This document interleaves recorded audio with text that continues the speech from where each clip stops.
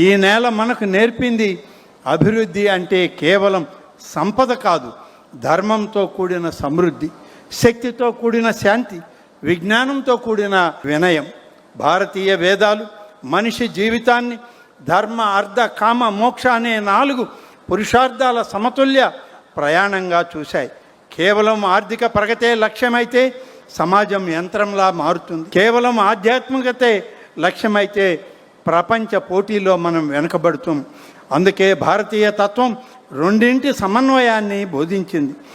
ఈశావాస్యమిదం సర్వం అని ఉపనిషత్తులు చెప్పినప్పుడు అది కేవలం ఆధ్యాత్మిక సూత్రం కాదు, ప్రతి జీవి, ప్రతి వనరు, ప్రతి మనిషి గౌరవించబడే సమాజ నిర్మాణానికి మూల సూత్రం.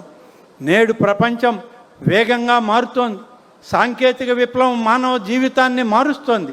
Artificial intelligence, digital governance, global market ఇవన్నీ మన భవిష్యత్తును నిర్దేశిస్తున్నాయి.